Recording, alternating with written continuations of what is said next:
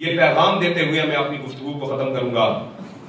آپ گلیوں کو سجائیں، اپنے گھروں کو سجائیں، اپنے محلوں کو سجائیں، حضور کے میلاد کی خوشی ڈٹ کر منائیں، حضور کی آمد کے تذکرے کریں، لیکن یاد رکھیے کہ گلی محلوں کو سجاتے سجاتے اپنے دل کو سجانا بھول نہ جانا۔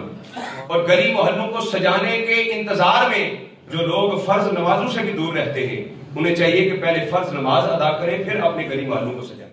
اور گلی محلوں کے اندر جو بچے، جو نوجوان لوگوں کا رستہ روک لیتے ہیں کہ جی چندہ دے دی، ہم نے گلی کو سجانا ہے، یہ بھی بالکل ناپسندیدہ عمل ہے۔ یقین جانیے میرے نبی کا میلاد اس بات کا محتاج نہیں ہے کہ اس کے لیے چندے اکٹھے کیے جائیں۔ آپ چندے اکٹھے نہ کریں۔ اگر کسی کے پاس روپیہ پیسہ نہیں ہے تو وہ اپنے دوستوں کو اپنے گھر میں بلا کر اپنے کمرے میں بیٹھ کر حضور کی بارگاہ میں درود شریف پڑھنا شروع کر دے، یہی سب سے بڑا میلاد ہے۔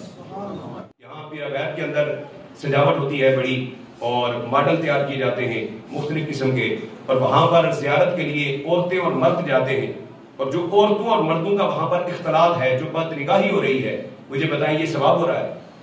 اور اسی لیے تو میلاد کے منکرین ہمارے اوپر اعتراضات اٹھاتے ہیں، بھائی یہ کچھ ہو رہا ہے میلاد میں، تو یہ جو ہے وہ بالکل شریعت کے اندر ناپسندیدہ عمل ہے۔ لہذا اپنی خاص کر کے ہماری جو بہنیں مائیں ہیں ان کو ایسی جگہوں پر جانے سے بالکل حد درجہ روکا جائے۔ آپ گھر کے اندر بیٹھ کر حضور کی بارگاہ میں بس درود پاک پڑھتے رہیں، یہی سب سے بڑا میلاد ہے۔ اور جہاں پر غیر شرعی امور ہوتے ہوں، ہمارا اہل سنت کا اس سے کوئی واسطہ نہیں ہے۔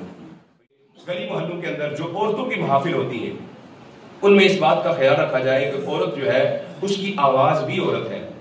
عورتوں کی آواز غیر محرم تک اگر جائے گی تو وہ شریعت کی پاسداری نہیں ہوگی، لہذا بجائے ثواب کے الٹا گناہ ہوگا۔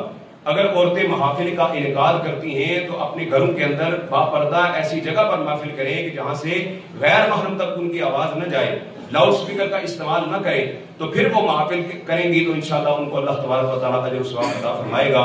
لہذا جتنی بھی خرافات ہیں ان سے میلاد مصطفیٰ کو پاک کیا جائے، یہی ہماری آپ کے سامنے التجا ہے۔ اللہ تبارک و تعالیٰ ہمیں صحیح معنوں میں میلاد مصطفیٰ منانے کی توفیق عطا فرمائے۔